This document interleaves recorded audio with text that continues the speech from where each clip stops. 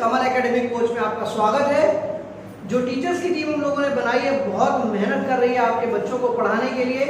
तो आइए जानते हैं अपने टीचर्स से कि आज हमारे बच्चों को वो क्या पढ़ाने वाले हैं। तो जल्दी से आप बने रहिए चैनल पे और देखते रहिए सारी वीडियोस को अच्छे से। और अगर आपने चैनल सब्सक्राइब नहीं किया है तो सब्सक्राइब जरूर कर लीजिए, लाइक कीजिए, शेयर कीजिए, सब्सक्राइब कीजिए। देखते हैं बच्चों को आज क्या पढ़ाया जाता है। हेलो स्टूडेंट्स, आज हम बात करेंगे हिस्ट्री के पहले चैप्टर की, जिसका नाम है ट्राइबल सोसाइटीज़। इसमें हम ट्राइबल सोसाइटीज़ के बारे में जानेंगे। तो चलिए स्टार्ट करते हैं। तो सबसे पहले बात आती है मेडिवल पीरियड्स की बात है। ये 800 से लेके 1200 के बीच की बात है।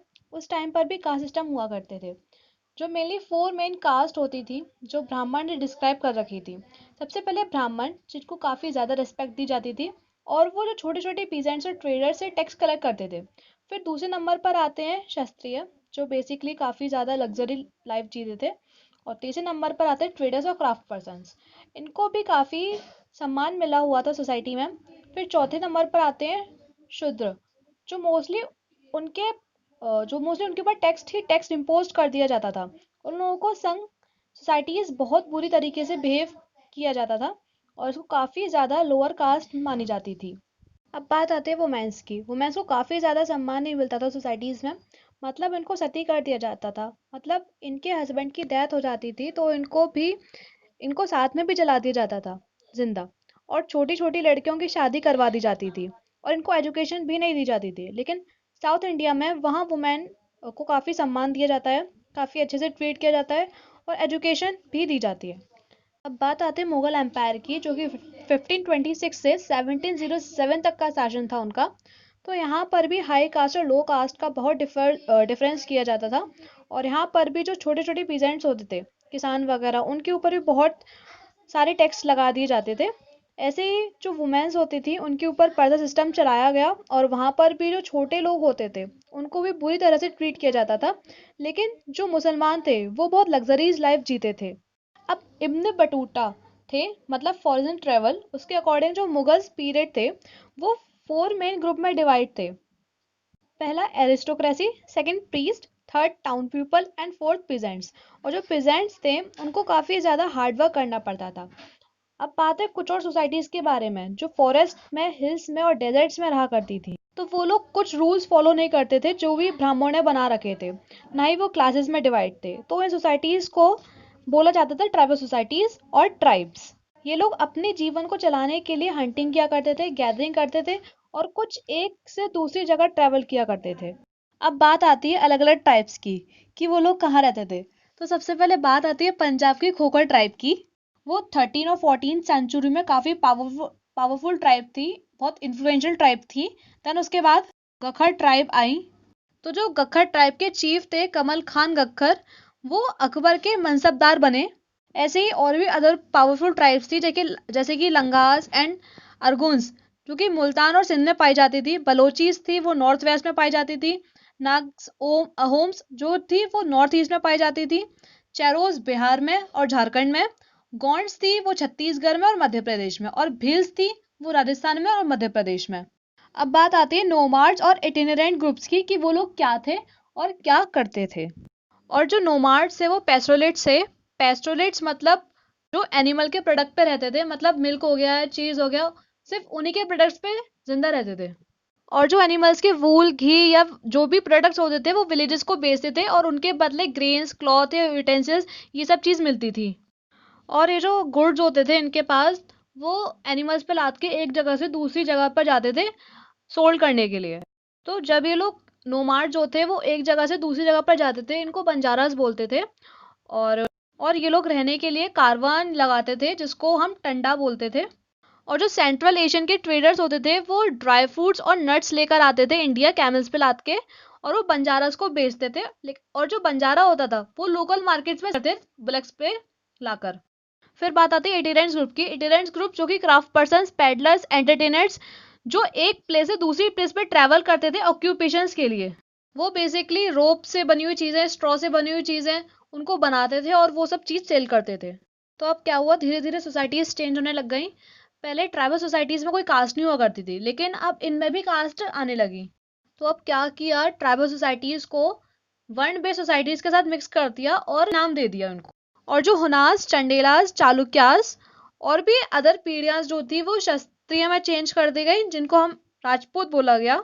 अब ये जो राजपूत बने थे वो 11th और 12th सेंचुरी में और ज्यादा पावरफुल बन गए ये। अब कुछ ऐसी ट्राइब्स थी जो पंजाब, सिंध या नॉर्थ वेस्ट में पाई जाती थी, उनने इस्लाम अडॉप्ट कर लिया, लेकिन इस्लाम जो धर्म था वो चला नहीं मेनली वहां पे, और कास्ट सिस्टम को रिमूव कर दिया। अब कुछ बात आती है मेन ट्राइब्स की, गोंड्स। गोंड्स बेसिकली क्या थी, सबसे बड़ी ट्राइब्स थी और ट्राइब्स के बीच में। तो ये मेनली गोंडवाना लैंड में पाई जाती थी, मतलब हम इन्हें गोंडवाना बोलते थे। बेसिकली गोंड जहाँ पाई जाती है उन्हें हम गोंडवाना बोलते हैं। तो ये बहुत ज़्यादा लार्ज थी, तो ये अलग अलग ग्रुप्स में डिवाइड हो गए और अलग अलग ग्रुप्स के इनके राजा बन गए। फिर 16th सेंचुरी के बीच में जो एक गोंड किंगडम था, गढ़कटंग, उसमें 70,000 विलेजेस पाए जाते थे। तो यही किंगडम और अलग अलग गढ़s में डिवाइड हो गए, और ये जो गढ़ था वो अलग अलग गढ़ में डिवाइड हो गया, जिनके अलग अलग राजा बन गए। और ये मेनली यूनिट्स और सब यूनिट्स में डिवाइड होगा, जिनको हम 84 और बारहोड्स बोलते हैं। 84 में मेनली 84 विलेजेस हैं और बारहोड्स में मेनली 12 विलेजेस हैं। तो वो विलेजर्स शिफ्टलिंग कल्टीवेशन करते थे, मतलब ट्रीज और बशेस को जो फॉरेस्ट एरियाज में होता था उनको काटते थे और उनको यूज करते थे। फिर जब वो लैंड इस चीज के लिए बेकार हो जाती थी, मतलब जब वहां पे फॉरेस्ट वगैरह या ट्रीज वहां पे ग्रो करने बंद हो जाते थे, तो वो अपनी ये जगह छोड़ के दूसरी जगह पे चले जाते थे। तो ये से बोलते हैं मेनली शिफ्टिंग कल्टीवेशन। और ये जो गॉन्ड्स के पीपल थे वो अलग अलग गॉड्स की पूजा करते थे। जो गॉन्ड चीफ थे उन्हें भी ये लगता था कि हमें भी अलग से रिकॉग्नाइज किया जाए, हमें भी अलग अलग राजपूत के माना जाए, मतलब हमें भी अलग अलग राजपूत नाम से जाना जाए। तो फिर क्या हुआ, जो अमनदास थे गौंड के जो किंग थे, उसने संग्राम शह बनाया ब्राह्मण के हेल्प से। जो अमनदास का बेटा था दलपत, उसने रानी दुर्गावती से शादी कर ली, जो कि सलमान की बेटी थी। जो माहोबा में चंडेला राजपूत था, उसका किंग था। देन क्या हुआ, दलपत तो जल्दी मर गया, तो उसकी रानी दुर्गावती जो थी वो अपने 5 ईयर ओल्ड बच्चे के साथ रहती थी, जिसका नाम था बड़ नरेन, और उसने अपनी किंगडम को और आगे बढ़ाया। उसके बाद 1565 में असफ खान, जो मुगल जनरल था, उन्हें गृहकटंग पे अटैक किया था, और बहुत लड़ाई दंगों के बाद जो रानी थी उसकी मृत्यु हो गई। देन मुगल्स ने थोड़ा बहुत जो किंगडम का पार्ट था उसे छोड़ दिया था और चंद्र शाह को दे दिया था, जो कि बीर नरेन का अंकल था। फिर जो गौंड किंगडम था उसने थोड़े टाइम पर ही सरवाइव किया, देन उसके बाद वो वीक हो गया, मतलब उसकी जो पावर्स थी सारी वो सारी खत्म हो गई। हाँ, तो अब नेक्स्ट दूसरी ट्राइब की बात करते हैं, अहोम्स, जो कि 1228 से लेके 1826 तक चली। अब जो अहोम्स थे वो बेसिकली बिलोंग करते थे माओ शान ट्राइब में, जो चाइना में है। देन वो चाइना से मूव करके बर्मा में आ गए, जो कि म्यांमार में है, और वहां से ब्रह्मपुत्र वैली आ गए और सुखापा के अंडर 13th सेंचुरी के अंडर, अब सुखप्पा जो उनका लीडरशिप था उसके अंडर में रह के ब्रह्मपुत्र वैली पहुंच गए। देन वहां पे भुयान्स नाम के जो लैंडलॉर्ड्स वगैरह थे उनको हराया और वहां पे उन्हें अपना राज चालू कर दिया, अपना किंगडम चालू कर दिया।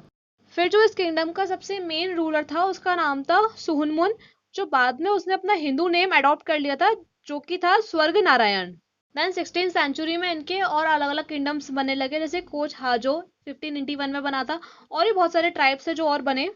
देन उसके बाद 1662 में जो अहोम्स थे वो मुगल में जो मीर जुमला था उसके थ्रू मारे गए, मतलब मुगल ने उसको डिफीट कर दिया, लेकिन वहां पे ज्यादा टाइम तक रह नहीं पाया मुगल का कंट्रोल। देन जो अहोम जो थे उनको स्टेट में भेजा जाता था फोर्स करके वहां काम करने के लिए। वहां पे बेसिकली वो इरिगेशन सिस्टम या और भी पब्लिक वर्क्स किया करते थे।